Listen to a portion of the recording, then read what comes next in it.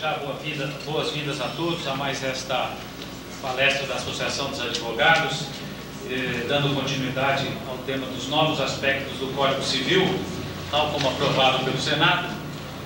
Temos hoje o Dr. José de Castro Bige, que é o coordenador deste curso e que já falou aos senhores nos outros dias, deve estar a caminho. Ele teve, parece que, algum compromisso fora de São Paulo e está chegando aí. Então, a mim coube com a máxima satisfação e um imenso prazer em fazer uma ligeira apresentação do senador Josafá Marinho, que muito nos honra com sua presença. É uma grande honraria para esta casa, um prestígio para todos nós ter a presença de Vossa Excelência, Dr. Josafá Marinho, que é um ilustre professor de Direito Constitucional, dos mais conceituados do Senado da República, e que é o relator do projeto do Código Civil brasileiro, e, portanto, tem aí uma intimidade muito grande com o assunto. O senador Josafá Marinho, ele na atual legislatura é titular da Comissão de Fiscalização e Controle, titular da Comissão de Constituição, Justiça e Cidadania, suplente da Comissão de Serviços de Infraestrutura, suplente na Comissão de Assuntos Econômicos lá do Senado, de modo que é uma pessoa de uma grande atuação na Casa, no Senado Federal, e com uma grande intimidade com o assunto. Realmente foi uma escolha muito feliz do Dr. José de Castro Bige, e que com certeza nós todos aqui hoje muito aproveitaremos as palavras e a experiência do professor Josafá Marinho. E também, com muito prazer, temos aqui hoje o Dr. Edivaldo Pereira Brito, que é o secretário dos Negócios Jurídicos do município de São Paulo, cuja presença também muito honra esta casa, professor Edivaldo, que também foi ex-prefeito de Salvador. Professor Edivaldo hoje é o secretário dos Negócios Jurídicos de São Paulo, professor de Direito Civil na Universidade Mackenzie, de modo que é uma pessoa que também conhece bastante o assunto. Nós estávamos conversando ali, ele tem proferido inúmeras palestras e participado de debates da natureza como desta noite. De modo que para a Associação dos Advogados de São Paulo realmente é uma noite muito importante ter a presença de dois grandes juristas aqui, honrando a nossa casa. Eu quero dizer que, inicialmente, a minha sugestão é de que o Dr. Josafá Marinho faça a sua exposição. Em seguida, o Dr. Edivaldo fará seus comentários, o debate, e em seguida todos os senhores terão a palavra para também se pronunciarem. Muito obrigado. Com a palavra o senador Josafá. O senhor já tem o microfone. Antes de tudo, quero assinalar que eu é que me sinto muito honrado com a distinção do convite para participar dos estudos que aqui se estão fazendo em torno do Código Civil. Costumo assinalar que eu não sou civilista, sou um estudioso de direito público emprestado ao exame do projeto do Código Civil pela condição de parlamentar. De maneira que aos doutos da matéria é que efetivamente fica reservada a ampla explanação da matéria do direito civil. A condição de relator é que me faz com que não recuse os convites para debater a matéria, exatamente como hoje. Segundo a comunicação que recebi, cabe-me dar-lhes uma noção do panorama do direito das obrigações do projeto de Código Civil. Creio que devemos começar assinalando que, para examinar qualquer parte especial do projeto, é indispensável estabelecer pelo menos o conhecimento de certas noções gerais do sistema estabelecido. É que não se pode examinar isoladamente nenhuma parte de um projeto de código que obedece a uma sistematização. No que concerne ao projeto de Código Civil e a sua vinculação com o direito das obrigações, o que se deve observar, antes de tudo, é que O projeto buscou situar-se no plano geral para fixar as regras fundamentais do direito das obrigações à luz da doutrina contemporânea do direito civil quanto ao regime das obrigações. É evidente que, assim fazendo, cabe notar-se que o direito das obrigações, como os especialistas têm assinalado, oferece uma tríplice importância. Uma importância social, uma importância econômica e uma importância jurídica. Tem uma importância social porque, regulando o conjunto das relações que dizem respeito a negócios e patrimônio, o direito das obrigações, no nosso tempo, há que situar-se muito naquele plano de conteúdo moral e ético. Esse conteúdo moral e ético tem sido bastante assinalado na caracterização do direito das obrigações, na medida em que perdeu o seu sentido marcadamente individualista para investir-se de acentuado caráter social. Tem importância econômica, porque, evidentemente, todas as vezes que regula obrigações, está cuidando de problemas de ordem material econômico entre pessoas, umas obrigadas, outras titulares de direito, ou bilateralmente, ambas obrigadas por direitos e obrigações.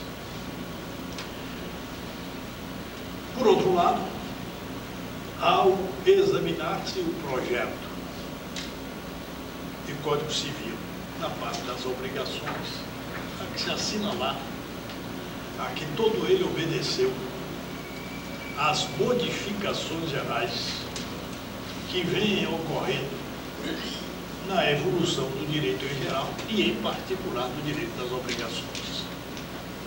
Quem quer que tenha lido o trabalho do professor Orlando Gomes, As Transformações Gerais do Direito das Obrigações, há de ter notado como a evolução se processou no sentido de substituir-se a noção individualista própria do direito liberal burguês por uma noção social do direito das obrigações. Essa orientação é a que se apreendeu de lições dadas desde o princípio deste século. Quando Digui compareceu à Universidade ou às Faculdades de Direito de Buenos Aires, as conferências que fez e que reuniu no livro As Ações do Direito Privado, todas elas tiveram um nítido sentido de proclamar a decadência do direito individualista subjetivista para substituí-lo pelo direito de conteúdo social. As conferências são realmente magistrais e ele as desdobrou estudando o problema à luz particularmente do direito de propriedade, dos contratos e da responsabilidade civil. Três noções fundamentais, baseado nas quais desenvolveu a tese de que era preciso substituir o direito irreal e injusto do individualismo liberal por um direito fundamentado em regras capazes de bem regular as relações das pessoas entre si com relação à coletividade. Toda noção por ele desenvolvida é exatamente no sentido de que o direito não pode limitar-se à simples relação que se estabelece entre devedor e credor, porque é preciso ver o ângulo mais amplo do direito da coletividade. Daí a larga doutrinação que desenvolveu nesse sentido. Vimos depois que nessa evolução, que foi aos poucos penetrando na legislação, a ideia tomou corpo. Já bem mais próximo de nós, você em 1945, Gaston Morin assinalava o atraso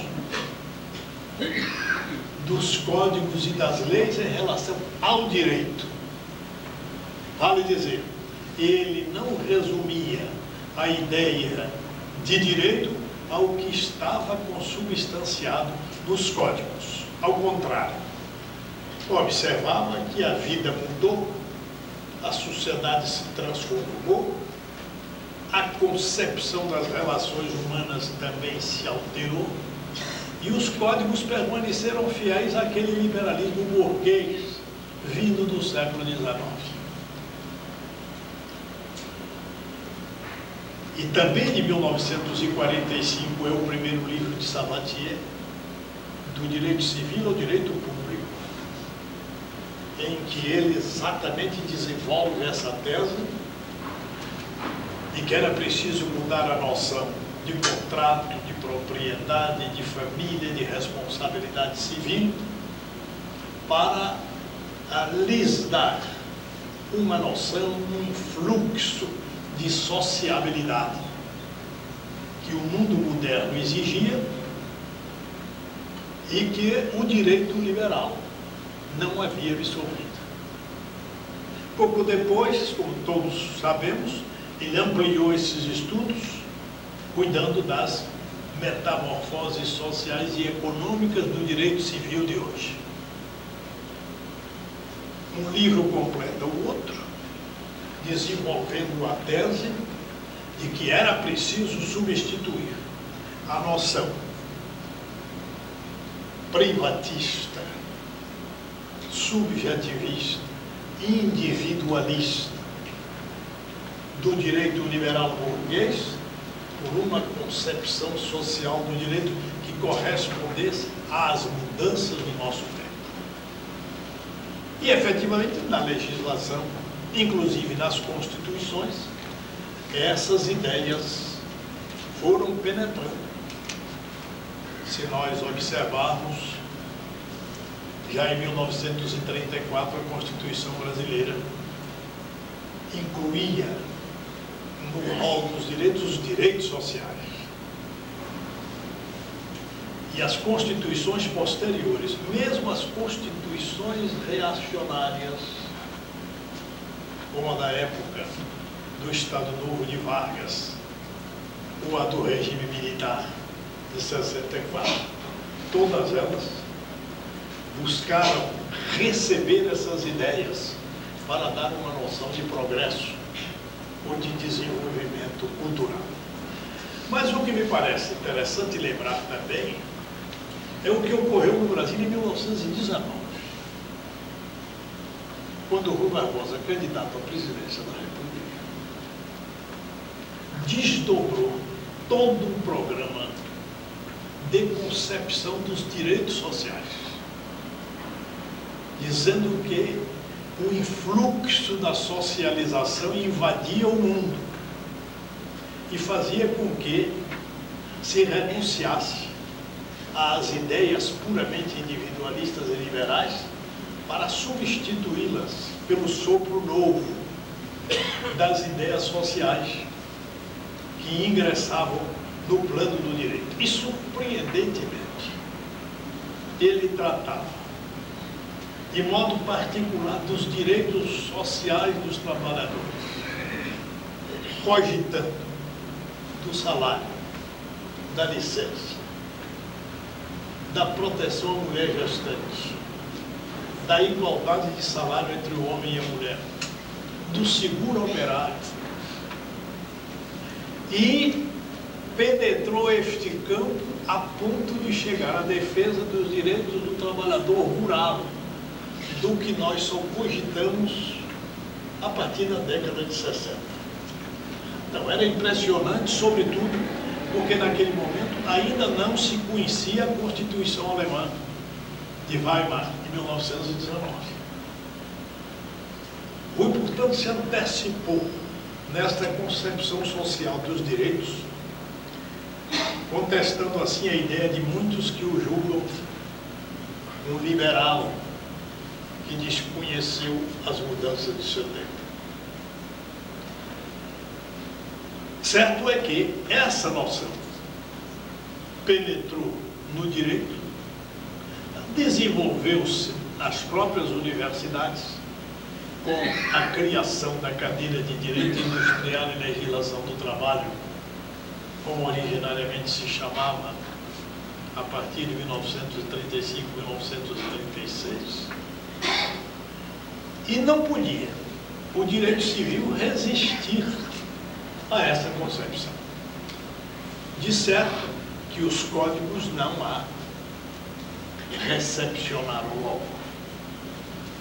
Ainda hoje não se fez a reforma geral do Código Napoleão de 1804, como não se fez a reforma do Código Alemão, mas a verdade é que diferentes leis extravagantes, leis especiais, foram dando corpo a essas ideias de socialização para que uma nova concepção ganhasse campo, inclusive no plano judiciário.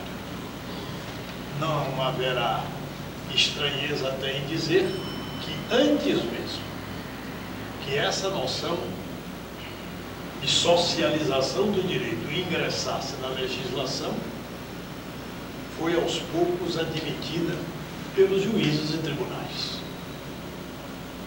Inclusive, no Brasil, pela forma com que a jurisprudência deu corpo aos direitos da companheira. Quando comecei a advogar, isto vai longe, toda vez que surgia um problema com relação a companheiros, se invocava o Código Civil na locação de serviços. Como, entretanto, o direito, nesse caso, prescrevia, parece que em 5 anos, aos poucos a jurisprudência evoluiu e foi reconhecendo direitos à companheira dentro dessa concepção social. A princípio, se admitiu que em muitos casos havia uma sociedade de fato. E por aí a jurisprudência foi abrindo o flanco a uma nova concepção do direito, inclusive entre companheiros. Depois vieram leis específicas, inclusive leis de previdência, todas dentro desta concepção social ampliadora da noção do direito no dissídio entre as pessoas. O direito das obrigações, naturalmente, havia de sofrer essa influência. É certo que os doutrinadores salientam que o direito das obrigações, por ser muito técnico, resiste quanto pode a tais inovações. Mas a verdade é que 3 princípios, pelo menos, se desenvolveram caracterizando o direito privado das obrigações: a autonomia privada, a boa-fé e a responsabilidade patrimonial. Esses 3 princípios são fundamentais ao direito das obrigações, tomando, entretanto, um colorido diferente no curso do tempo. próprio projeto de Código Civil faz menção a esses três princípios nos artigos 420, 421 e 926. Teremos oportunidade ainda de voltar a essa matéria. Mas, se a autonomia privada continuar a ser característica do direito das obrigações, mudou, entretanto, a sua concepção. A ideia da autonomia absoluta da vontade evidentemente cessou diante da evolução do direito, para que se admita que ela só é legítima na medida em que se concilia com a função social do direito. Isto é o que está hoje generalizado na doutrina, isto é o que está no projeto do Código que nós veremos. Por outro lado, cumpre assinalar-se a mudança ocorrida em nossos dias e que constitui um confronto com essa evolução. Como conciliar as ideias neoliberais posteriores à queda dos regimes socialistas europeus com essa noção de socialização do direito, de redução do poder da vontade das pessoas? Parece fora de dúvida que, mesmo na fase mais enérgica de desenvolvimento do neoliberalismo, que já vai cessando, não teve força de modificar essa concepção social do direito. Ainda que o Estado se enfraquecesse, ainda que várias relações passassem ao plano privado, por força da ideia de privatizações, não se voltou a sustentar o poder absoluto das pessoas nas relações privadas. Já se havia consolidado fortemente a ideia de restrição do poder da vontade em benefício da coletividade, ou seja, prevalece a função social do direito toda vez que há um conflito entre esta função social e a manifestação de vontade ou de interesse de partes contratantes. E já agora o problema, creio que vai até perdendo a interesse, porque é evidente que o neoliberalismo está sendo superado pelo poder dos fatos. Se no primeiro momento houve a ideia de que a quebra do socialismo real significava o desaparecimento do pensamento socialista, e agora ninguém admite essa hipótese. E não admite, porque a realidade histórica vai mostrando que é inerente ao homem a reivindicação da igualdade, seja qual for o regime político. Pode nem sempre manifestar, por não ter condições de fazê-lo nos regimes ditatoriais, mas intrinsecamente a pessoa quer exercer a liberdade e quer reivindicar a igualdade. E isto só se opera num regime em que as condições de vida se tornam diversas daquelas do regime individualista liberal. Como nós vamos pouco depois verificar, hoje ninguém mais sustenta que o contrato é lei entre as partes. Só é lei entre as partes na medida em que não contraria o interesse social. E o projeto de código absorve essas ideias inovadoras para modificar a concepção do contrato. Com essas ideias gerais, nós vamos perguntar como se situa o sistema do projeto de Código Civil, para que possamos chegar propriamente ao direito das obrigações. Essa é a primeira grande mudança do projeto de Código Civil em relação ao Código Bevilacqua. Isso não significa diminuir a importância cultural, o valor científico do Código Bevilacqua. O problema é que o Código Bevilacqua foi elaborado no momento em que essas ideias cunho socialista ou socializante ainda não haviam penetrado o direito, pelo menos no Brasil. Então, o Código refletiu o que era o pensamento dominante naquele momento, o pensamento liberal individualista. Mas esse Código passou a sofrer imediatamente os efeitos da Primeira Grande Guerra.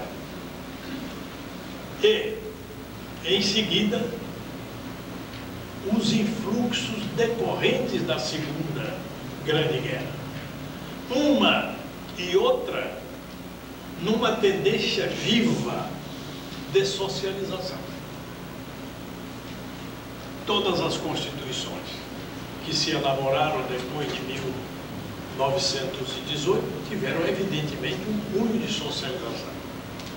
Todas elas buscaram dar recepção aos chamados direitos sociais e econômicos, que se afirmaram como prestações do Estado, quer dizer, como obrigações que o Estado devia ao cidadão. Assim foi a nossa Carta de 1984, a primeira que, entre nós, acolheu os direitos sociais. Não há que se falar na Carta de 37, que a lei outorgada, ela nunca foi aplicada. Primeiro, ela não recebeu a legitimação do plebiscito nela previsto. Em segundo lugar, a Carta de 37 só foi aplicada naquilo que conveio ao ditador. E se fosse aplicada no conjunto, lá se viria um absurdo, pelo qual ela declara que a greve e o lockout eram considerados recursos antissociais. Então, era uma Constituição inteiramente contra as tendências do mundo, que não se compatibilizavam com as tendências dos regimes ditatoriais. Mas mesmo nesse período Vargas, a concepção do direito mudou por efeito das circunstâncias. Lembre-se que é exatamente depois de 1930 que se amplia a legislação trabalhista, a legislação de caráter social no Brasil. Toda a legislação fundamental vem daí. E toda essa legislação é de um claro sentido social. Essas tendências, portanto, foram se ampliando no Brasil, e não era razoável pensar-se que um código elaborado no fim do século pudesse retornar aquelas ideias individualistas e liberais. O código tem esse nítido caráter social. É a primeira grande diferença com o Código Bevilacqua. Em segundo lugar, note-se que o Código foi elaborado no seu conjunto com a preocupação de somente traçar as normas gerais, as regras básicas, deixando os pormenores para a legislação especial.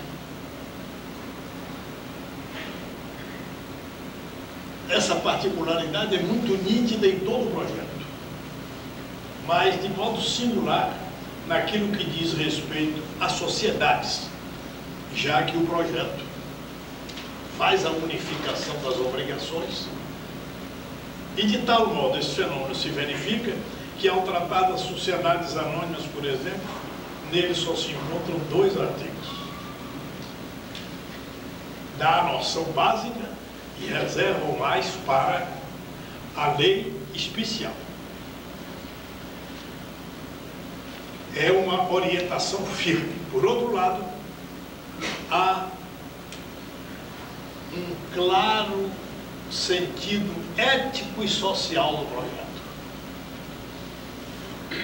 Todas as normas fundamentais do projeto, quer na parte geral, quer na parte especial, seja se tratando das obrigações, seja do direito das coisas, seja do direito de família, há um acentuado conteúdo ético e social. Esse fenômeno se observa, para dar um exemplo, desde a parte geral, quando o projeto, por exemplo, regula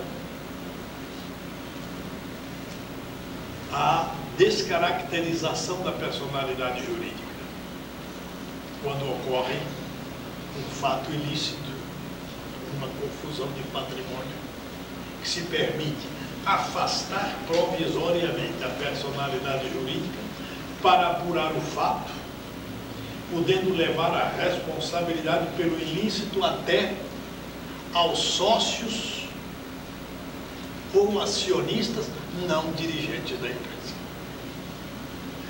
A preocupação de não permitir que se legalize a prática da má-fé através das figurações jurídicas. E já no artigo 1º do projeto, quando se substitui a expressão, como constava inicialmente e consta do Código Penal, todo homem é capaz de direitos e obrigações. Substituiu-se esta expressão por esta outra, todo ser humano. Porque, na verdade, com a participação da mulher na sociedade hoje, fora do lar, com a sua presença em todas as atividades humanas, a palavra homem já não é indicativa dos 2 sexos. Fez-se então a modificação, quer dizer, que está dentro desta ideia de evitar o uso de expressões antiquadas que não representam mais as concepções próprias do nosso tempo. Enfim, o projeto, com essas particularidades, consagra plenamente a ideia da função social dos direitos. Em todos os aspectos em que se desdobram os seus artigos, quer na parte especial, quer na parte geral, e dentro da parte especial em cada qual dos domínios especificados, seja no direito das coisas, no direito das obrigações e até no direito das sucessões. Houve preocupação de fixar normas que mudam esta noção. Para lhes dar um exemplo, antes de entrar propriamente na parte específica das obrigações, o projeto muda a fisionomia de quem vai fazer testamento, ou seja, do testador. O testador já não pode, pelo projeto, estabelecer cláusulas de inalienabilidade e incomunicabilidade sem primeiro declarar na própria cédula testamentária as razões pelas quais o faz. Mas o projeto estabelece que o testador não pode clausular a legítima, porque a legítima, sendo um direito do herdeiro, não deve sofrer limitações por imposição de testador. E mais, O projeto prevê que mesmo quando as cláusulas de incomunicabilidade da alienabilidade forem legitimamente estabelecidas, se as circunstâncias demonstrarem que delas resultou um absurdo para aquele que recebeu o bem, e este demonstrar a inconveniência de manutenção da situação, o bem pode ser vendido por autorização do juiz, embora o valor correspondente seja subrogado no outro bem. Quebra-se, nós advogados, sobretudo, sabemos o absurdo que há em certos testamentos, que ao invés de representar uma vantagem para quem recebe o bem, se transformam num verdadeiro ônus, que não pode vender, não pode alterar, e aquele bem se torna um encargo para a pessoa e não uma vantagem. Se for aprovado o Código como está, permitir-se-á a alteração por autorização do juiz, subrogando-se o valor correspondente no outro bem e assim respeitada a última vontade do testador. Ainda mais, no problema das sucessões se estabelece que, em condições excepcionais, a pessoa pode fazer seu testamento sem testemunha. Se há como? Vamos dar um exemplo. Em São Paulo não será muito comum, mas no resto do país será. Um cidadão que é proprietário de uma fazenda distante encontra-se à noite sozinho, experimenta uma grave alteração de saúde sem que lhe atinja o discernimento. Tem medo de morrer. Não tem como invocar a presença de testemunhas.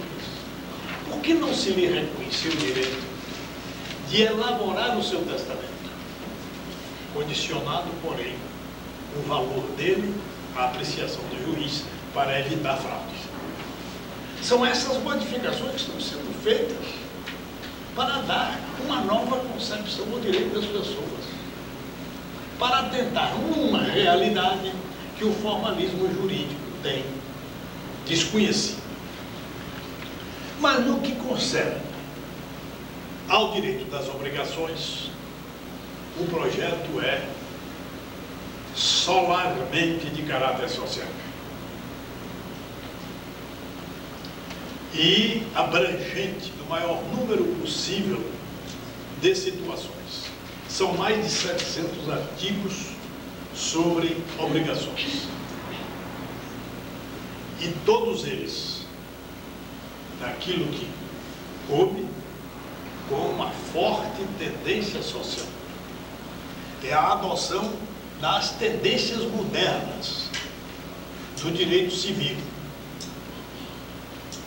Aquela linha ainda recentemente defendida por Edmond Bertrand no seu livro sobre as novas leis civis, que não podem mais situar-se naquele campo privatista, individualista dos códigos passados. Este fenômeno vai tocar um pouco a noção de codificação, sobre que não vou demorar, mas apenas assinalar que eminentes professores têm impugnado a feitura do novo código sob o fundamento de que, em nossa época, no final do século, já não cabe a elaboração de codificações, mas de leis especiais ou extravagantes, os chamados mini-sistemas, que devem prevalecer sobre a ideia das grandes leis codificadas. Mas, só para deixar a questão, perguntas. Por que só no campo do direito civil esta ideia de prevalecer? Ninguém quer extinguir o Código Penal, nem o Código de Processo Civil. Ao contrário, estão sofrendo reformas sucessivas, porque somente no campo do direito civil você poderia cuidar de codificação. Mas a codificação não representará uma sistematização muito mais útil do que a simples elaboração de leis especiais que entre si são divergentes, contrastantes? Não é melhor para a sociedade que haja uma uniformização das regras básicas da vida civil traduzidas no Código? Tanto isso é certo que agora mesmo na França se está desenvolvendo a ideia de reexame da codificação. Talvez alguns colegas já tenham visto um número da revista Droit, de 1996, todo ele dedicado à codificação. Os diversos autores não têm pensamento inteiramente concordante, mas todos examinam o problema da codificação para salientar a necessidade de revê-la e tendo em vista a conveniência de revisão do Código Napoleão, porque já não é possível aplicá-lo diante do sem número de leis que sobre ele incidiram. Então não me parece que haja nenhum inconveniente em que tratemos do problema da codificação. Além disso, a orientação do governo brasileiro foi no sentido não de unificar o direito primário, mas de unificar as obrigações. Tanto que o projeto de código, além de ter o capítulo amplo das obrigações, tem um livro sobre direito da empresa. Direito da empresa. E assim, se tratando da matéria, toda ela dentro do Código Civil.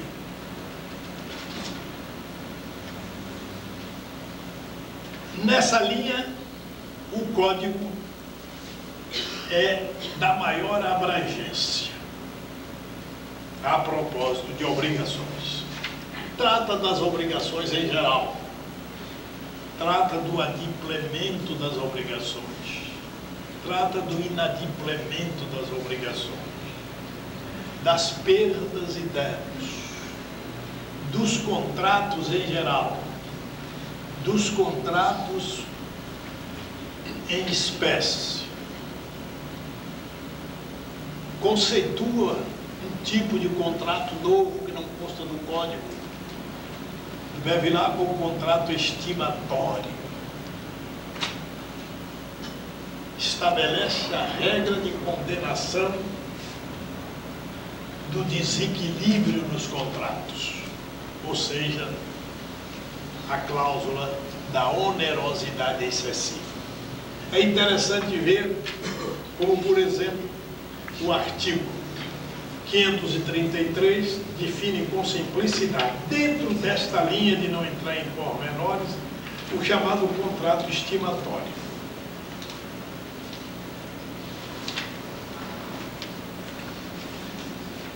Artigo 534. Pelo contrato estimatório, o consignante entrega bens móveis ao consignatário que fica autorizado a vendê-los, pagando àquele o preço ajustado, salvo se preferir, dentro do prazo estabelecido, restituir-lhe a coisa consignada. E já é uma forma simples de convencionar o negócio jurídico entre duas pessoas e permitindo àquele que recebe o bem para vender, se não puder fazer ou se desistir, devolver o bem a quem teve o gesto inicial de confiança. A partir do artigo 480, o Código estabelece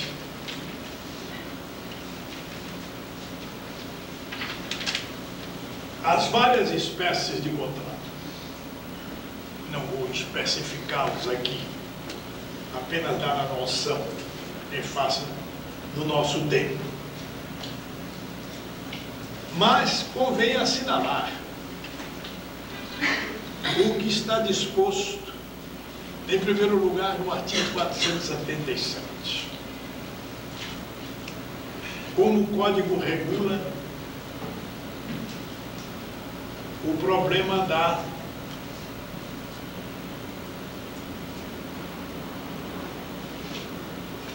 (478)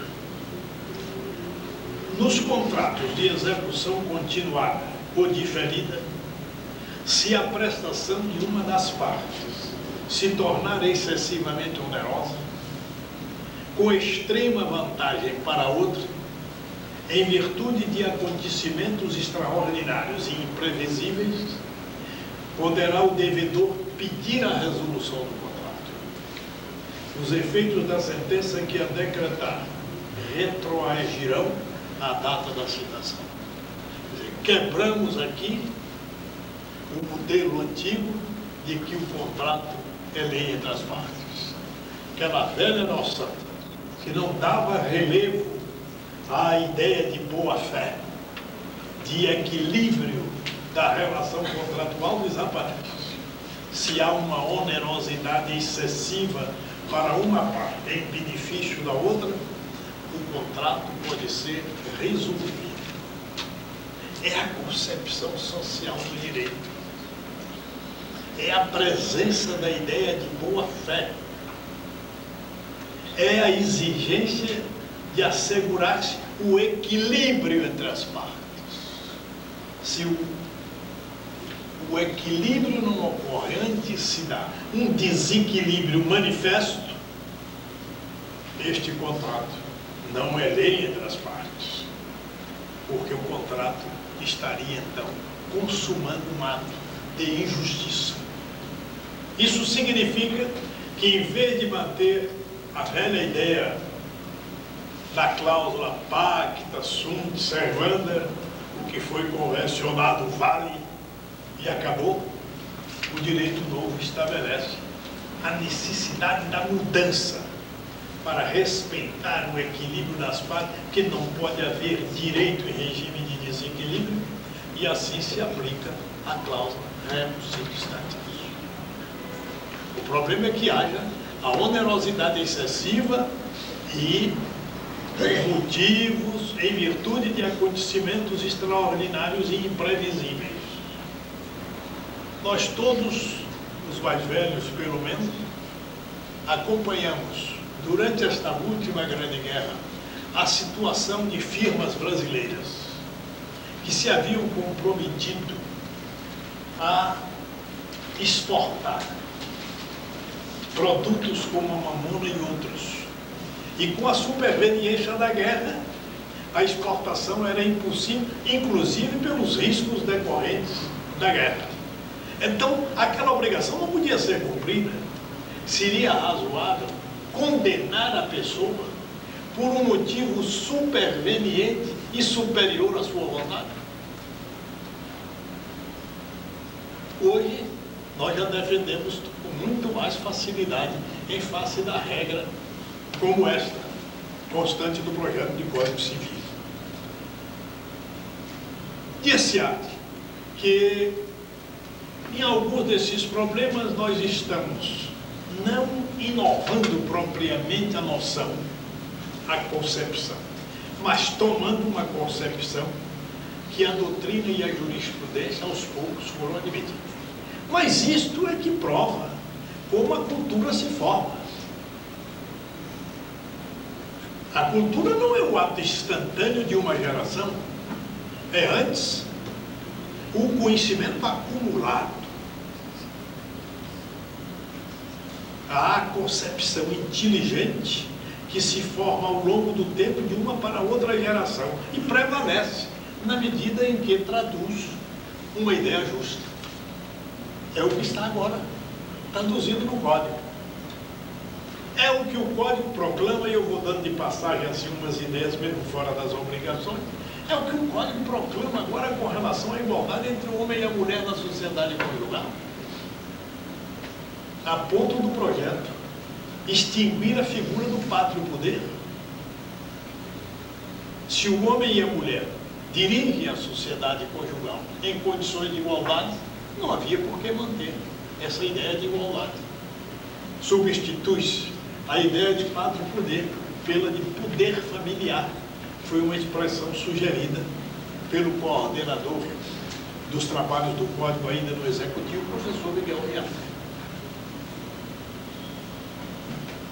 Essas ideias é que determinaram que o Constituinte de 1988 proclamasse a igualdade definitiva e absoluta entre os filhos,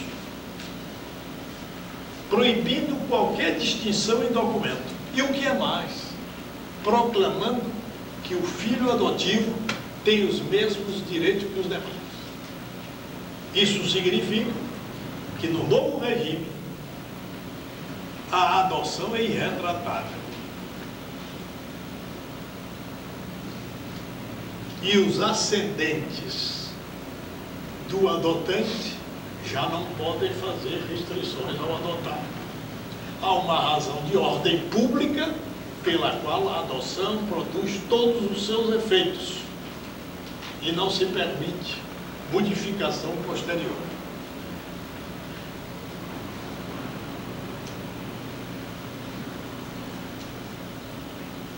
Parece-me que é um ponto fundamental esse do projeto de assegurar o equilíbrio entre as partes do contrato por disposição expressa.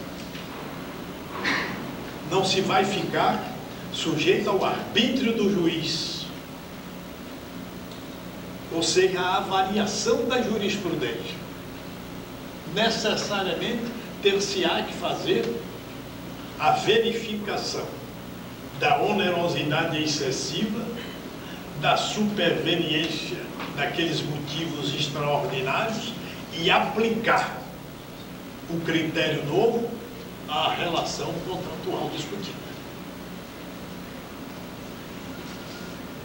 No artigo 813, há uma particularidade que merece posta em relevo a respeito do jogo e da aposta.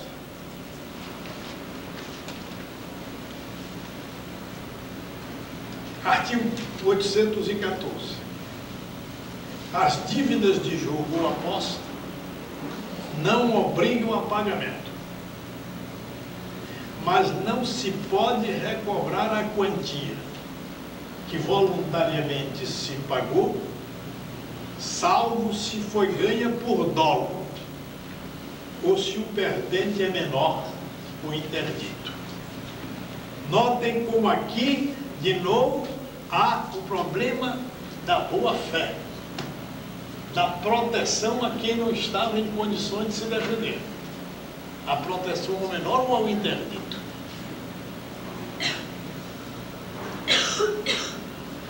Quando examinava todo o capítulo aqui sobre títulos de crédito,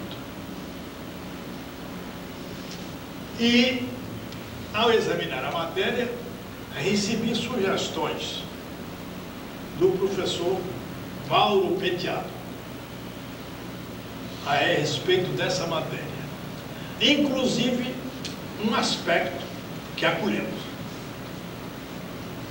É o que está no artigo 887, parágrafo 3º, em que se permite que o título de crédito possa ser emitido com base nos dados do computador.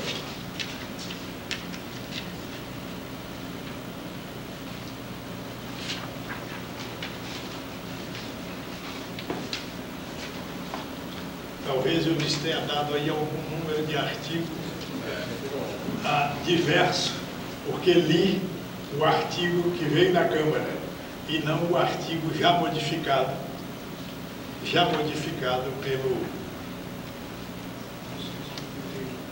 pelo Senado. Vamos ver nesse artigo 887, parágrafo 3º. 891.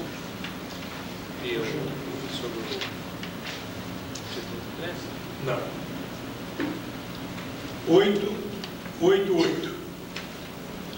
Deve o título de crédito conter a data da emissão, a indicação precisa dos direitos que confere e a assinatura do emitente. Parágrafo 1º. É à vista o título de crédito que não contém a indicação de vencimento. Parágrafo 2º. Considera-se lugar de emissão e de pagamento, quando não indicado no título, o domicílio do emitente. Parágrafo 3º é a singularidade. O título poderá ser emitido a partir dos caracteres criados em computador ou meio técnico equivalente e que constem da escrituração do emitente, observados os requisitos mínimos previstos neste artigo. Há riscos na enunciação deste dispositivo? Ainda não tem em segurança absoluta os dados emitidos, o originário do computador. Mas o que a mim impressionou e a comissão aceitou e o Senado por igual, é que nós não podemos desconhecer a valia do computador nos dias de hoje, em que é um instrumento até de trabalho doméstico. Não é possível ignorar o que se faz, o que se emite através do computador. Então, estabelece esta permissibilidade. Claro que, na dúvida, as partes vão divergir e o juiz vai decidir. Mas não era possível ignorar a vantagem do uso do computador. Como também se modificou em outros pontos. Por exemplo, está no projeto que o testamento particular já não é restrito a ser feito pelo testador manuscrito, pode ser por meio mecânico. Porque também não é possível nós ignorarmos as transformações que se estão ocorrendo. E não há razão para exigir hoje que o testamento particular só possa ser do próprio punho. Por que não? Preparado no computador ou na máquina de escrever, que já está entrando em obsolescência, não? Mas por que não fazer? Se é feito com as garantias de regularidade, nada impede que assim se faça. Então admitimos esta regra, reconhecendo que pode haver um risco. Mas a legislação não pode ignorar certas mudanças que correspondem às novidades do nosso tempo, às facilidades de ação das pessoas nas suas diferentes atividades. Por outro lado, o projeto cuida da responsabilidade civil. No artigo 926. E ao invés de deixar que fique o problema da discussão sobre a responsabilidade por culpa e a responsabilidade objetiva, admite expressamente a responsabilidade objetiva. É o que está no artigo 926. Aquele que, por ato ilícito, causar dano a outrem, é obrigado a repará-lo. Parágrafo único. Haverá a obrigação de reparar o dano independentemente de culpa, nos casos especificados em lei, ou quando a atividade normalmente desenvolvida pelo autor do dano implicar, por sua natureza, risco para os direitos de outrem. Claro que nós temos exemplos da jurisprudência de aplicação da cláusula. Pode confirmar qualquer nome, por favor? Pode confirmar o nome? Artigo 926.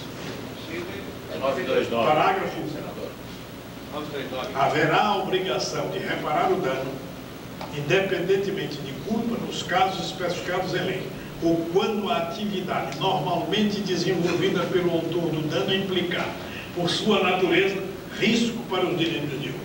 Eu quero informar a todos que eu, em seguida, vou deixar, como presidente da Casa, um exemplar desta publicação final do Código Civil em 2 volumes. O texto e mais todo o material fundamental que serviu de informação aos trabalhos do Senado. Ainda volta-se ao problema da garantia do equilíbrio nas relações contratuais. É quando se trata da indenização. Artigo 943.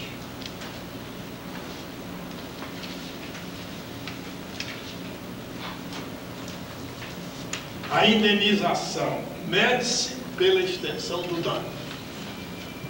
Parágrafo 1. Se houver excessiva desproporção entre a gravidade da culpa e o dano, poderá o juiz reduzir equitativamente a indenização. Parece da mais elementar justiça o estabelecimento dessa norma. Quantos temos contato com os processos? Sabemos como, em múltiplas situações, os que pedem indenização querem transformar uma relação de direito num abuso ou numa ganância.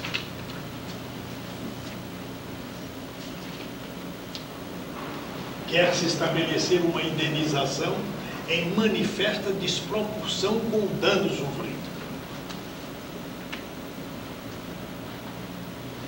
Isto se verificava muito na Bahia, quando os americanos tinham a companhia Linha Circular, a companhia de bondes, e naquelas indenizações solicitadas por força de acidentes, havia pretensões absurdas,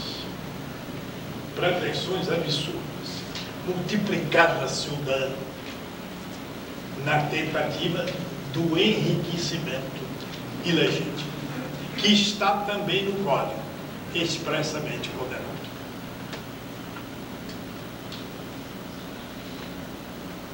Temos assim, nesses exemplos, uma série de situações indicativas da concepção contemporânea dos direitos do projeto de Código Civil. Houve quem quisesse mais. Houve, por exemplo, quem indagasse por que o projeto não cuidou da relação entre homossexuais. Muito simples. Porque a Constituição, em matéria de relação de família, somente trata de relações entre o homem e a mulher. Houve quem indagasse por que o projeto não regula o problema da clonagem.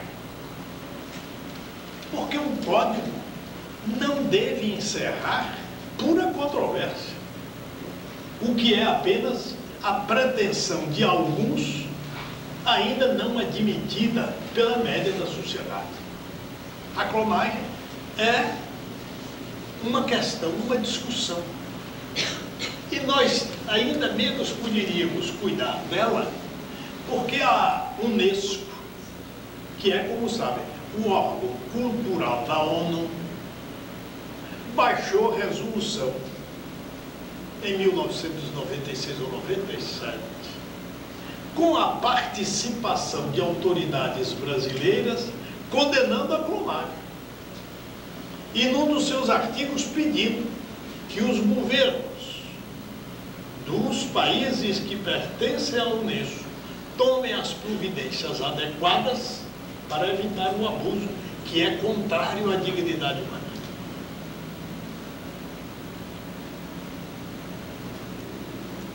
Houve também quem indagasse por que é que o Código não tratou da barriga de aluguel. São situações anômalas que não podem ingressar no corpo de um Código Civil. Nós temos que deixar que determinadas situações se cristalizem e encontrem a receptividade do meio social para que, então, sejam admitidas em forma legal. Parece-me, entretanto, que do ponto de vista das obrigações, segundo estas linhas gerais que lhes estou dando, o Código situa-se no plano das ideias gerais admitidas pelo direito mundial, sem excessos e sem medo. O problema agora será, no exame do projeto, ter-se o cuidado de não interpretar isoladamente regras, quer do direito das obrigações, quer do direito das coisas, quer dos demais quadros específicos, como as sucessões, o direito da empresa. Devo assinalar, porque é uma matéria que se conjuga com a outra, que esta noção de função social do contrato está por igual definida vigorosamente no que diz respeito à propriedade. O direito de propriedade deixa de ser o direito absoluto do Código Bevilacqua para ser o direito relativo. Ninguém exerce legitimamente o direito de propriedade sem atentar na sua função social. E por isso mesmo, o projeto diz para logo que o direito de propriedade não pode prejudicar o meio ambiente, a flora, a fauna, as águas. Isto é, a função social do direito tem que ser respeitada na prática do direito de propriedade. É por isso que é saliento que a interpretação do projeto há de fazer-se tendo em vista o seu sistema. Não se pode isolar nenhuma de suas partes para interpretá-la sem atenção no que está sistematizado no projeto. E essa sistematização se funda, em grande parte, nesta noção de normas gerais, de conteúdo ético e social. Esse conteúdo ético e social é expressivo ao longo de todo o Código, sendo que essa matéria cresce em função do que determinou a Constituição quanto ao direito de família. Aí basta que se assinale que o casamento deixa de ser a única fonte de formação da família. A Constituição criou a figura da união estável como entidade familiar e estabeleceu que se deve facilitar a conversão dela em casamento. Daí o que resultou, entre outras consequências, estabelecer-se no projeto que na união estável os companheiros são herdeiros um do outro. Não havia como fugir a essa consequência. Se a união estável é uma entidade familiar, na forma da Constituição, se deve facilitar a transformação da união estável em casamento, trata-se de uma entidade a ser considerada no campo do direito brasileiro como geradora de uma situação nova no quadro da família. Apenas para deixar uma dúvida, que não é para nós resolvermos aqui nesse debate, alguns colegas nossos que já escreveram livros sobre o problema da família na Constituição de 88 sustentaram que com a união estável desapareceu o concubinato. Terá desaparecido. A Constituição declara que a união estável é a união não eventual de homem e mulher que podem casar. Mas não há uma outra relação sabida, notória, entre homem e mulher que não podem casar? A situação do homem casado com a mulher solteira, ou da mulher solteira com o homem casado? Essa situação não é união estável, porque não podem casar. Mas é uma união em que vivem centenas de pessoas neste país e que não pode ser desconhecida pelo Código. Por isso se estabeleceu apenas uma norma complementar. A relação não eventual entre homem e mulher que não podem casar constitui um concubinato.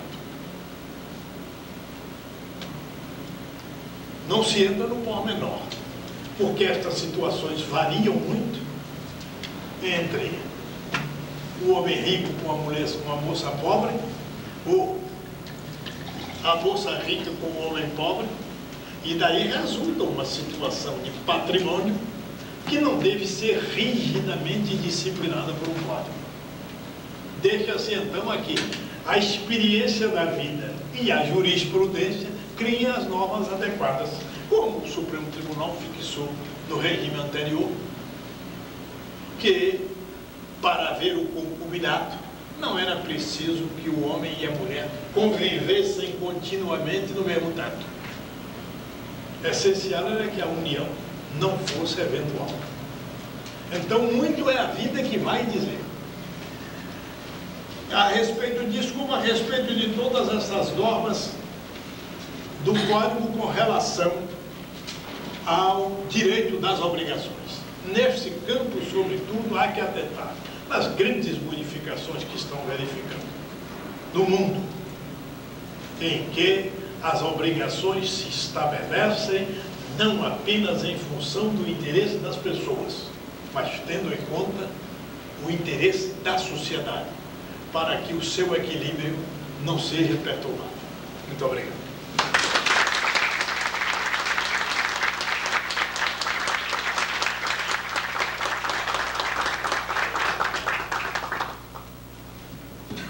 Agradecer as lúcidas palavras do professor Josafá Marinho.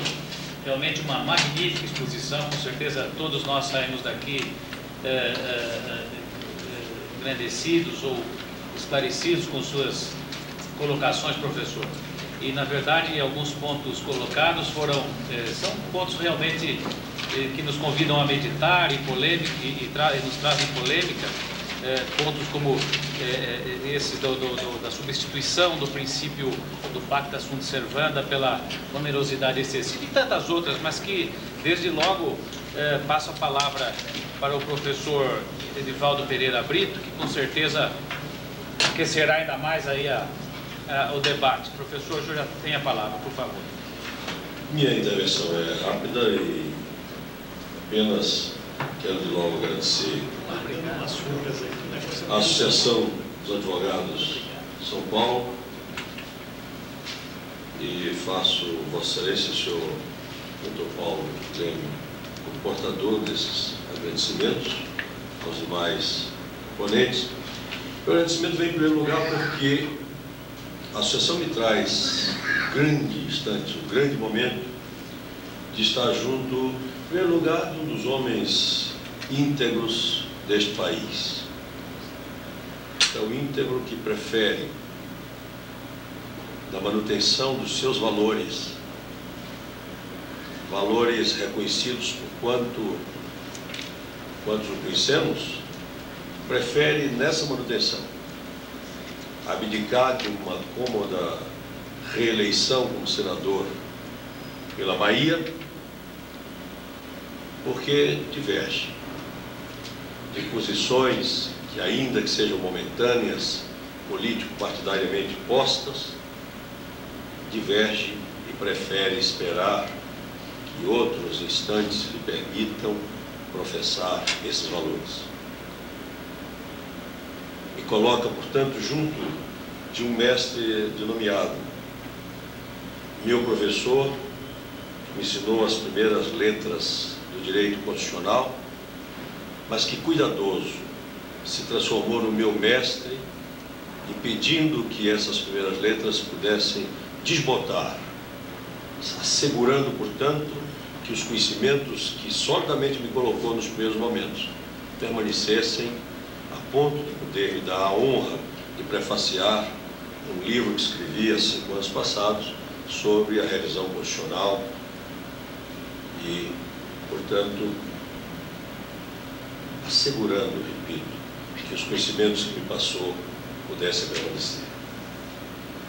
A emoção desse momento, portanto, impediria que pudesse fazer qualquer consideração acerca da lição que o meu mestre me dá mais uma vez. Mas o dever de discutir tema tão importante que esse das obrigações, que me veio certamente, e a Bahia é assim, a gente confia e acredita nessas coisas, me veio certamente pelos fluidos positivos do espírito de Orlando Gomes, que neste ano, apesar dos 10 anos de morto, ainda continua espraiando luzes por toda a área do direito civil, tanto que o Instituto dos Advogados de São Paulo, a partir do dia 7 de dezembro, eu já comunico a todos que estão aqui, sobretudo ex-alunos meus, abre espaço para, comemorando essa permanência da memória de Orlando entre nós, abre espaço para que façamos uma semana sobre o seu magistério, abrindo certamente o ministro Moreira Alves e outros tantos que estarão nessa jornada, que Orlando Gomes faria 89 anos, no dia 7 de dezembro, se estivesse vivo. E faço assim, senhor professor Josafá Marinho, invocando a memória do meu mestre, meu pai espiritual, porque ao se falar em Duguay, ao se falar em Sabatier, ao se falar em Gaston Morin, ao se falar, portanto, dos que transformaram o direito civil propriamente, e Vossa Excelência deixou esse espaço que eu vi que mencionou, há um espaço para Orlando Gomes, que desde 1942 escreveu um livro chamado A Crise do Direito, em que ele denunciava estas questões. Portanto, algum tempo antes dos nomes que nós fizemos menção e que respeitamos, sem dúvida nenhuma. Depois, transformações gerais dentro das obrigações, que ele pôde perceber que tudo isso não permitia que se deixassem as novidades sem serem apreendidas pelas normas jurídicas. É seu, dele, Orlando Gomes, o entendimento de que a discussão sobre a unificação do direito privado não tinha nenhuma cientificidade, mas abordava e abordou esses aspectos. E eu trago ao senhor professor Josafá Marinho essa pequena observação para fazer ao Código no que se toca ao panorama, que é assim nosso debate, o panorama do direito das obrigações neste Código. Vejam, se discutia se deveria haver ou não a unificação do direito privado. E essa discussão da unificação do direito privado, ela passou por uma série de considerações que algumas delas não têm a menor importância de se apreciar. Quando se diz, por exemplo, que desaparecer o direito comercial será útil, ou então desaparecer o direito comercial será inútil, porque atingiria o princípio da igualdade. Então, a discussão sem maior sentido, que é de se perguntar, e os outros direitos especializados, onde está a ofensa ao princípio da igualdade. Mas, para aqueles que preferiram mencionar a questão da unificação do direito das obrigações, aí talvez houvesse uma ponderação nessa nova versão do Código. Esta unificação do direito das obrigações se tentou na formulação de 1963, quando se incumbiu Caio Maia da Silva Pereira de elaborar esse Código das Obrigações. Ali se tentava, repito a expressão, equacionar as obrigações, porque, ao nosso sentir, a regra que está no Código Bevilacqua, ou as regras que estão no Código Bevilacqua, denunciam uma teoria geral das obrigações que é reclamada para uniformizar tendências, colocações, acerca, por exemplo, dos que entendem que a obrigação tributária é algo que Deus do céu colocou na face da terra só para ser entendida por nós, os tributaristas, que somos uma espécie rara, diferente dos juristas de modo geral, porque os tributaristas entendem, eu agora tiro o plural majestade, entendem que o mundo todo passa por ali e o resto não tem importância. A Orlando Gomes me advertia há 40 anos passados que isso era mera perfumaria jurídica, porque o que valia era a espinha dorsal do direito, que era o seu direito civil. E eu comecei a escutá-lo e comecei já não a concordar com essa história de que a obrigação tributária era algo diverso do resto do mundo. Mas, então, para pacificarmos, por que não excluímos desse projeto essa questão que é a teoria geral das obrigações? Vejam que aí eu teria apenas meras especificidades nas relações jurídicas de conteúdo de objeto tributário, administrativo, mercantil, etc. O Código de 63 foi tímido, apesar de tentar a unificação, porque nenhuma palavra sobre a falência. Então, se nada se dizia sobre a falência, este código não unificava efetivamente o direito das obrigações, vai dizer a teoria geral das obrigações. Neste senhor professor José Marinho, e é uma indagação do seu discípulo, quando ele abre o código e vê que trata do direito da empresa, por que nenhuma palavra sobre a falência? Considerando que o concurso de credores, que é uma velha noção do direito romano, trazida para o Código Civil, trata diversamente a situação de credores em relação a devedores que, de certo modo, ficam com certo privilégio quando se trata de uma forma ou de outra. Então, a nós nos pareceu que, ao se tratar, ao significar, provavelmente, o direito das obrigações neste código, já que não se partiu com uma teoria geral e separado, normatizado, que se incluísse pelo menos coisas assim. A rigor, nós também temos um certo reparo, já que o código ia tratar das espécies de contrato como fez, não poderíamos esquecer que teríamos que permear neste sistema continental europeu em que vivemos algumas formulações do chamado sistema do casuísmo fundamental, que já estão entre nós e até são objeto de leis esparsas de modo errado, como é o caso da lei do arrendamento mercantil, se pondo como se fora leasing, que nem de longe tem nada a ver. Então, os contratos referentes aos novos quadros da economia, citaríamos alguns só, por exemplo, factory ou factory, sei lá como chamar, franchise, engineering, know-how, joint ventures, leasing, poderiam ter abrigo aqui dentro, porque evitaria que alguém pudesse entender que a fatorização, por exemplo, é uma agiotagem, quando a rigor tem elementos que o legislador brasileiro já deveria aprender, ou o nosso secretário-geral da Receita Federal, secretário da Receita Federal, o doutor, esqueci o nome agora, Everardo Maciel, que incluiu no penúltimo projeto de legislação do imposto de renda, uma regra sobre a fatorização, que Deus seja louvado, se os tributaristas, apesar da brincadeira que eu fiz, não gritássemos, estaríamos todos fritos com a história da fatorização ali colocada. Essas considerações não impedem que nós façamos, rendamos as homenagens à técnica adotada e que o senador e professor eminente fez menção. Mas gostaríamos de destacar, ainda que em apertada síntese de 2 ou 3 minutos para concluir, gostaríamos de destacar aspectos que são realmente de progresso para o Código no que toca ao panorama das obrigações. Em primeiro lugar, é bom que nos lembremos que alguns usos mercantis, diríamos, cuja base jurídica já temos desde Colbert, no século XIV, que esses usos mercantis estejam realmente absorvidos neste Código, apesar de ser um Código Civil.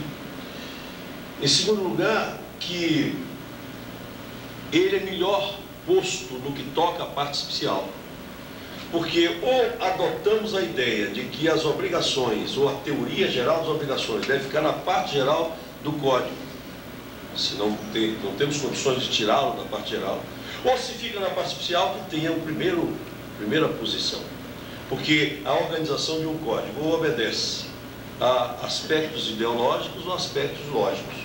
O código Bevilacqua obedece a aspectos ideológicos. A família, na parte especial, é a primeira colocada. Mas se fosse de aspecto lógico, é este que foi adotado pelo Código Civil, pelo projeto de Código Civil. Isso, portanto, o senhor professor merece os nossos aplausos. O Código absorver a teoria da onerosidade excessiva, que foi uma construção pretoriana, é fundamental entre nós. Nós vimos com o Plano Cruzado, com os credos, não sei como chamar aquele plano, em 1986, o que aconteceu sobre a economia, especialmente no caso da Bahia, que nós dois somos da mesma aldeia. No caso da Bahia, o problema do polo cafeeiro da área do sul do estado e a produção de cacau daquela área, quase desapareceram essas duas culturas por causa da onerosidade excessiva. A economia estava chamada de inflação zero, e quando os ajustes foram feitos, todos os contratos mercantis com as instituições financeiras, eles representaram um descalabro. E nós não podemos apresentar, senhor senador, nenhuma das teorias exclusivas da Pacta Sunt Servanda, porque o artigo 920, se a memória me falha agora, do Código Bevilacqua, não permitia isso. No entanto, já estávamos a braço com a teoria da imprevisão, a braços com mesmo a cláusula rebus sic stantibus, que é uma versão brasileira do que acontecia no direito romano, muitíssimo menos a onerosidade excessiva, que é uma importação da doutrina alemã. De modo que esta questão do 477, para nós, é digna dos melhores aplausos. Já não teremos esses aplausos por juros, que está a regra no artigo 405. Por quê? Porque nós que somos aí voltados, e eu estou concluindo, quero advertir a todos, mas são pontos assim que eu saquei, até para que o professor nos diga qual foi a razão. O professor não é dono do código, ele foi o relator do código. Aí o 405 nos diz uma coisa que é o malveso do Estado intervencionista. Quando os juros moratórios não forem convencionados, ou forem sem taxa estipulada, ou quando provierem de determinação da lei, serão fixados segundo a taxa que estiver em vigor, para a mora do pagamento de impostos de vida à Fazenda Nacional. Deus seja louvado com essa regra. Eu preferia a do Código Bevilacqua, porque eu conheço essa gente. Esses anos todos que conheço essa gente, Vossa Excelência foi secretário de Fazenda, também conhece essa gente, sabe que aqui é mandar cabra tomar conta de horta. Vai ser uma beleza quando se estabelecer essa questão. Para mim, o melhor não seria essa vinculação que me pareceu péssima. A questão, portanto, que também acho que poderia ser melhorada, é essa do 926 que Vossa Excelência falou. Não sei se por malveso continue achando que o direito sancionatório em qualquer área do sistema jurídico deva contemplar a culpa. Então, na minha cabeça não passa que, tendo a necessidade do nexo causal entre o dano e o evento que lhe causa a existência, inexista a culpa. Ora, para essas questões consideradas de teoria, chamada teoria da responsabilidade extracontratual objetiva, o mundo moderno, sobretudo a doutrina francesa, e devo dizer a todos que foi por uma questão só de necessidade, que tive que abrir o espaço para estudar essa teoria francesa este ano, e até, professor, gastando um dinheirinho rico que me emprestaram, fui até Paris comprar os livrinhos. Por causa da minha livre docência na USP, eu estava com medo de um professor que ia me examinar, comprei os livros todos que existiam, modernos, para fazer um confronto com esse professor que estaria na banca, e não vi nenhum desses livros que deixasse de contemplar como teoria do risco essa questão da chamada responsabilidade civil extracontratual objetiva. É que, como justificar que uma pessoa que não contribuiu para que o empregado tivesse cortado seu dedo numa máquina seja, portanto, aquela que vai pagar a indenização por isso? Também como aceitar que o empregado cortou o dedo na máquina por infelicidade, de propósito, ou que seja lá, não tendo como se resolver na reparação a si mesmo desse acidente, que a gente o deixe à míngua. Então criou-se a socialização, portanto, do risco, chamemos assim, e o Brasil conhece o seguro acidente de trabalho, e eu saquei só esse exemplo, dá outros tantos nos transportes, nisso, naquilo outro. Então a mim me pareceu que esse 926 poderia ser chamado, portanto, de teoria do risco, consagrado dessa forma. Fora dessas pequenas observações ao panorama do direito das obrigações, talvez pela circunstância de, sendo professor de direito tributário e escrevendo umas bobagens sobre a matéria, e depois, há 7 anos, professor somente de direito das obrigações na Faculdade de Direito da Universidade Mackenzie, estando até vendo alguns dos meus ex-alunos aqui, possa concluir essas palavras, dizendo que os reparos foram só por força dessa circunstância, mas bato palmas para o negócio jurídico aberto no Código, diversamente do problema do ato jurídico, que era um grave problema, o problema do dano moral, que traz agora este reparo fundamental. Não fica mais aberto a questão do dano moral para saber como vai ser quantificado. E, por fim, a função social do contrato, que já vejo, senhor professor, alguns doutrinadores equivocadamente não entendendo o que significa, mas que Vossa Excelência, repondo para a lição de Digui, pelo menos na de Digui, nós chegaremos a concluir isso, essas palavras, dizendo a todos que estão aqui, este é o caminho. E como o legislador está ao lado, declarando que esta foi a orientação de quem elaborou a norma, nós estamos muito felizes por insistirmos em algumas universidades aqui mesmo de São Paulo, que fizemos essa observação de que é a teoria de Digui que está funcionando nesse dispositivo sobre a função social do contrato. Fundamentalmente importante no momento em que já na área do direito do trabalho, já na área do próprio direito mercantil, já se festejava esta questão. De modo que agradeço mais uma vez à associação, a oportunidade que me deu de estar aqui presente, e ao meu professor, a ousadia que me permite de estar ao seu lado para dizer essas bobagens que são meras provocação de aluno, daqueles que ficam na sala de aula procurando uma coisa de algibeira para poder ver se o professor é capaz de responder. Nos casos de Vossa Excelência, tranquilamente sei que não precisa nem responder, porque tudo isso já está aí comprovado nesses anos todos da sua competência, capacidade, etc. Muito obrigado a todos.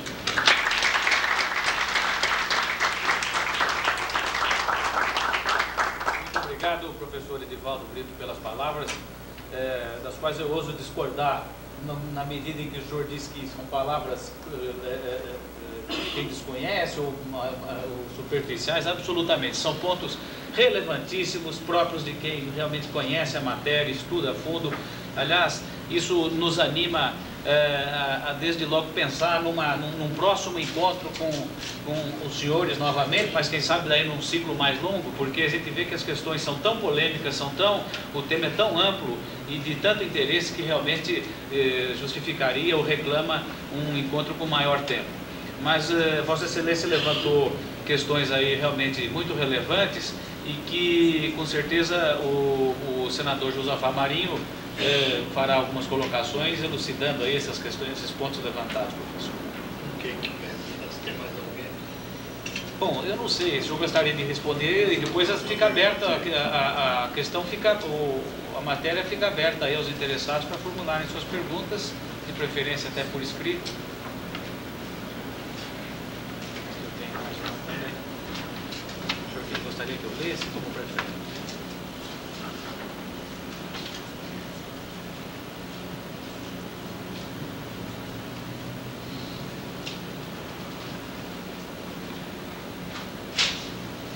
Não sei se o senhor gostaria que eu fosse lendo, ele prefere assim? Em primeiro lugar, eu quero acudir as ponderações do professor Edivaldo Brito.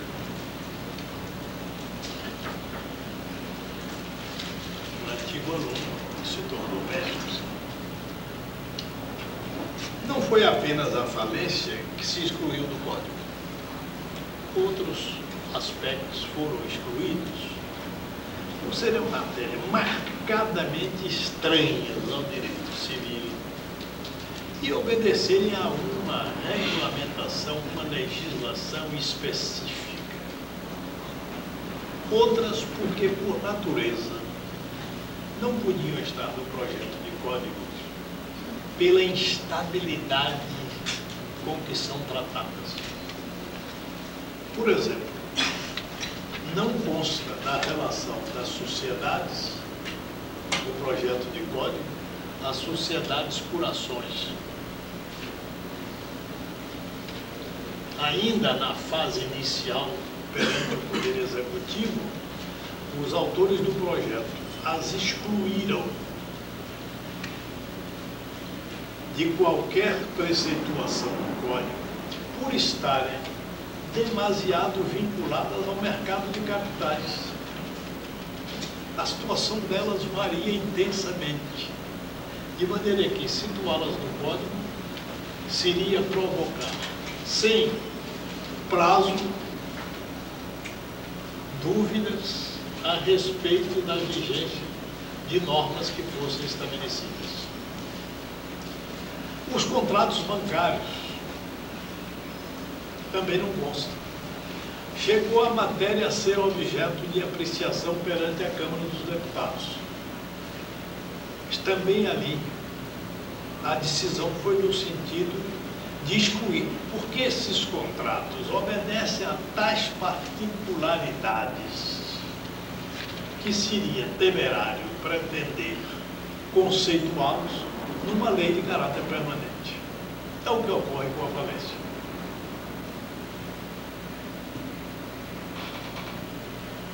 Não foi estranho aos elaboradores do projeto e já na comissão do Senado o problema sobre esses contratos novos, esses novos quadros jurídicos. Mas a verdade é que esses novos quadros jurídicos ainda não se definiram, ainda não foram conceituados em condições de recepção dos quadros de um código. Qual é, por exemplo, a natureza do contrato de quem ocupa espaços do shopping? Não parece que nós aqui possamos dizer qual é realmente a natureza desse contrato. É de locação? Mas que contrato de locação é esse? Em que o locador exige participar dos lucros do locatário? Como ocorre? E como essas situações ainda não estão perfeitamente definidas, a orientação foi não incluí-las. No problema dos juros, eu difijo do nobre professor Edivaldo Brito. Eu sou mais estatista do que ele. Fora dele. Eu acho que em determinadas situações convém prever não só o poder de disciplina do Estado, como a comparação. E ali, no caso, a comparação se faz com os juros cobrados pelo Estado quanto a tributos, para não deixar no indeterminado. E, ao mesmo tempo, para não fixar na lei percentual, o que é impróprio. Veja-se o mal da Constituição prevendo juros de 12%. Não se pratica, não se faz a abolição da matéria do texto da Constituição. Então, é ruim para a Constituição porque não é respeitada. É ruim para o governo porque não tem poder de decisão para alterar a Constituição. Então, ali se faz apenas a aplicação de um critério para a regulagem dos juros. No problema da culpa, atente em que o Código não exclui a culpa. O Código determina que, independentemente dela, responde pela indenização quem criou determinada atividade. No seu próprio exemplo, se um operário perde o dedo no trabalho com a máquina do industrial, ele sofre um acidente que o industrial comprou e usa a máquina. Se comprou e usa a máquina, deve responder pelos males advindos do uso da máquina. O operário é que não podia ficar descoberto. É um problema da justiça social. Aí não tem que indagar da culpa. Quem comprou a máquina para seu serviço já fica, por isso mesmo, automaticamente sujeito a responder pelo dano. Agora, em diferentes casos, se apura a culpa. Estamos dando um exemplo. O artigo cogita da culpa. O parágrafo é que define a responsabilidade objetiva. Professor Josafá, tem mais algumas questões aqui. Pois tem não. uma questão interessante ainda com relação aqui. Quanto à extinção do pacta sunt servanda, em caso de onerosidade excessiva, não afronta diretamente o preceito constitucional de que a lei não violará o ato jurídico perfeito? Não há infringência da lei maior por uma lei federal? Não. Porque quando se cogita do ato jurídico perfeito, cuida-se também de sua legitimidade. E ele deixa de ser legítimo se envolve uma desigualdade excessiva entre as partes. A ideia do ato jurídico perfeito pressupõe também a boa-fé, a igualdade, a justiça entre os contratantes. O ato jurídico não é perfeito só porque formalmente esteja definido, mas porque corresponda a certa noção de justiça equivalente aos padrões estabelecidos pelo Estado para o bom convívio entre as pessoas.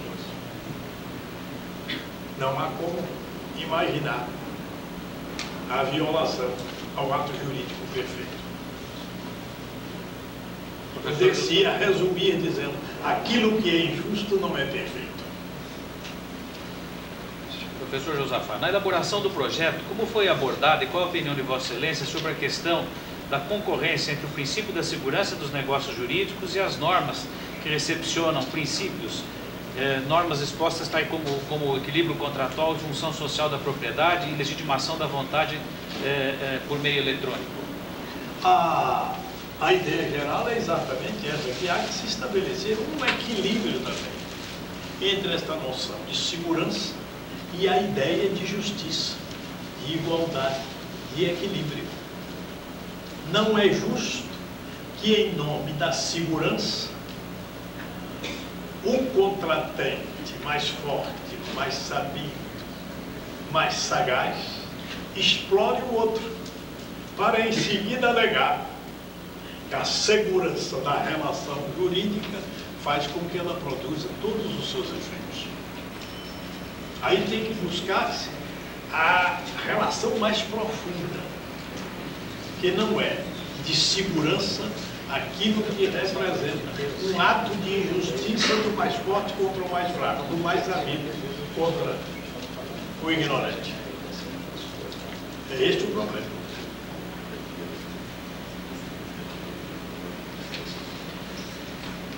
Doutor Josafá, Sobre os testamentos existentes na vigência do atual Código, portanto, testamentos já escritos, como ficam os bens clausulados pelos testamentos já escritos na vigência da atual lei?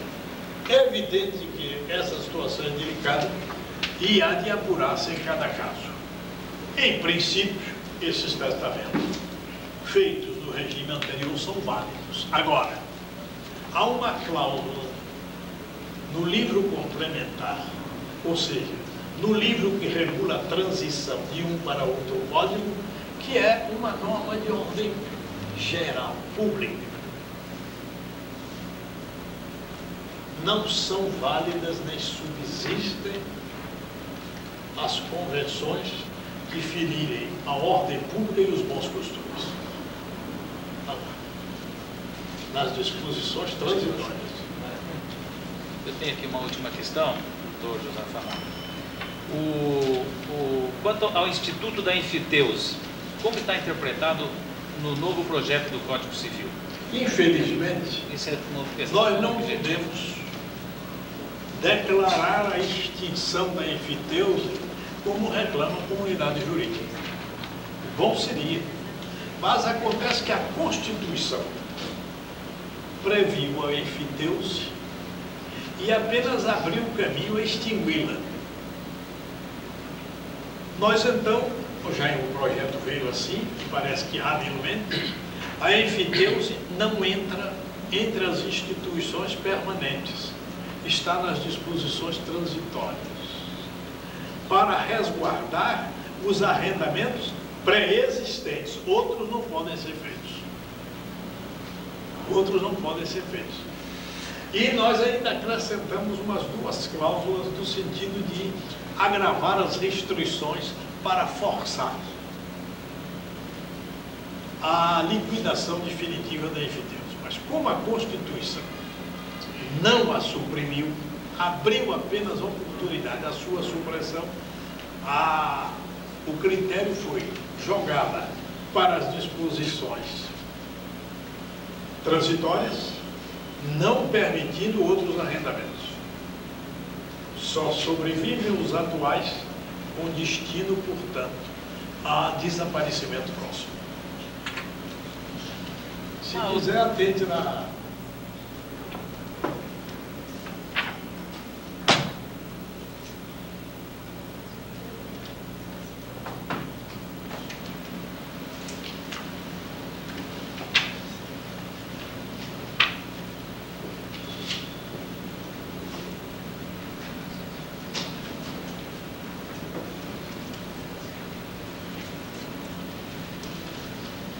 esta norma do Código.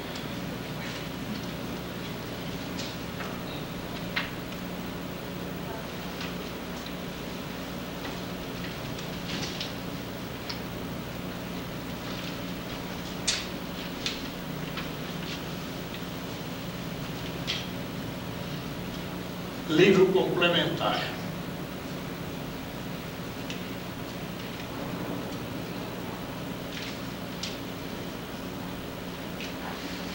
Artigo 2052. Fica proibida a constituição de enfiteuses e subenfiteuses, subordinando-se às existentes, até sua extinção, às disposições do Código Civil de 1º de janeiro de 16 e leis posteriores. Parágrafo 1º.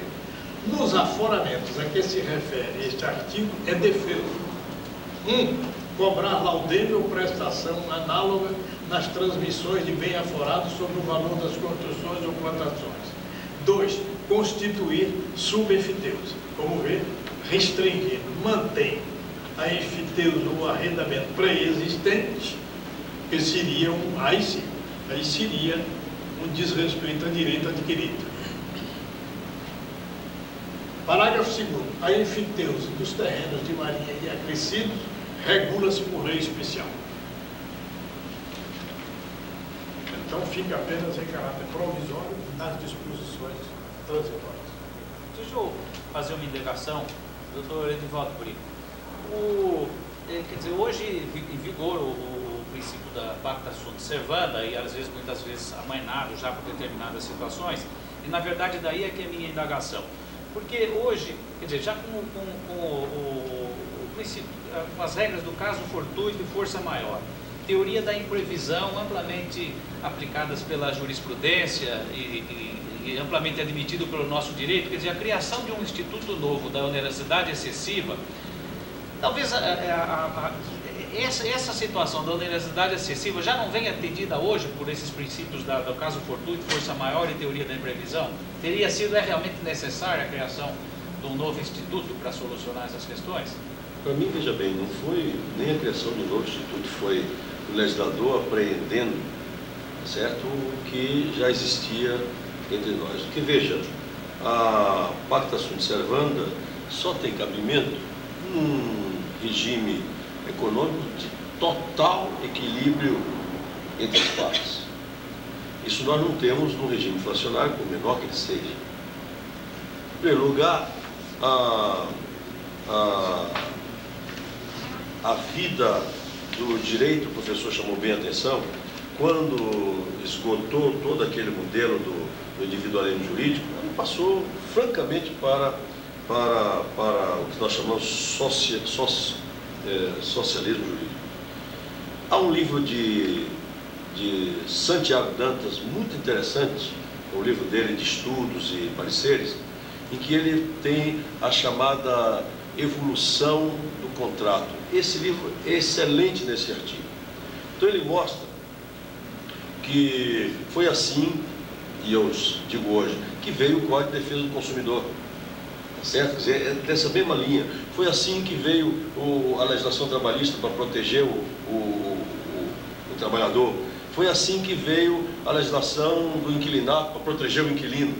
E eu levaria aqui a noite inteira a descrever essa evolução do contrato para demonstrar que, acabada essa noção do individualismo jurídico, e tomo de Gui como parâmetro, em que o direito subjetivo, que é a maior expressão, portanto, dessa questão individualizada, porque hoje nós estamos falando de massificação dos contratos, imagine, só para abrir um outro espaço, imagine um contrato desse de adesão, nós estamos raciocinando com o contrato, apenas o contrato você elabora assim, dois, um sentado do lado do outro, mas a gama dos contratos de adesão, se coloque com aquela letrinha miúda de contrato, que até sabiamente o Código de Defesa do Consumidor mandou alargar, se coloque defronte, como eu me coloco 2, 3 vezes por semana, defronte da mocinha do lado do Vale, da Vasco e tal, e que ela diz assim, o avião está atrasado. Aconteceu com o senador hoje, o avião está atrasado, o senhor vai para não sei para onde, só daqui a 4 horas ele deu resposta.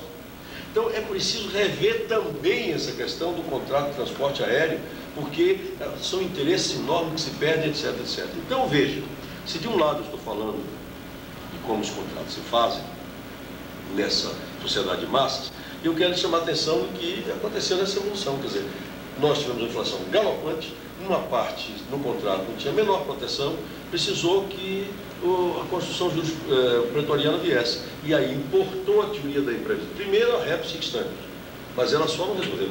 Porque se na hora da execução do contrato se examinam se as coisas estão idênticas a como elas estavam na hora da formação, isso só não bastaria. E haveria entre um espaço e outro, haveria certamente situação que não era tão tranquila para aplicar-se a Rep Sixtante. Então, importa-se a teoria da imprevisão. A teoria da imprevisão extremamente exigente, porque tinha os acontecimentos entre a formação do contrato e a sua execução, tinham de ser imprevistos e imprevisíveis, ou seja, ninguém previu aquilo quando elaborou o contrato, e mesmo que tivessem imaginado, aquilo era totalmente imprevisível por alguém. Então essa teoria também era muito rígida, tomada de empréstimo a doutrina francesa. Aí veio essa da onerosidade excessiva, os meus aplausos ao código. Esta não leva em consideração, a não ser o seguinte: há uma cláusula embutida, há uma cláusula, portanto, que está, vamos dizer assim, implícita em todo o contrato. Cada parte que contratou e que deveria cumprir a prestação, não fez. Quando ela soubesse, ou não faria, se ela soubesse, que se destruiria na fase de execução daquela prestação. Então, por causa disso, é que a onerosidade excessiva é muito importante Porque se o juiz identifica que aquele devedor só poderia cumprir aquela prestação com sua autodestruição, o juiz não vai permitir. Então, essa é a coisa importante. E por um minuto, a questão do caso fortuito da força maior, que eu distingo um do outro e acho que não são a mesma coisa.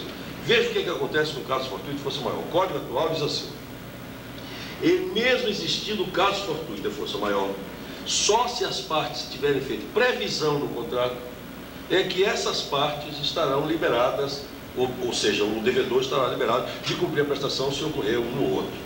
Correto? Bom, primeira hipótese. Segunda, a não ser que seja um fato necessário, ou seja, um fato que aconteceria em qualquer hipótese, qualquer das partes que esteja em mora, especialmente o devedor, esse caso fortuito da força maior não lhe atende, porque ele estava em mora, a não ser se for um fato necessário, ou seja, um fato que ninguém poderia impedir, tá certo? Da inexecução da prestação, se ele não ocorresse. Então, se tudo isso o Código bebe na água nos chama a atenção, muito bem o Código atual que estabeleceu a onerosidade excessiva, porque ela não se compadece com nenhuma dessas cogitações, nenhuma dessas premissas. Ela é impossível cumprir a prestação? É. Porque ela se tornou extremamente onerosa? É.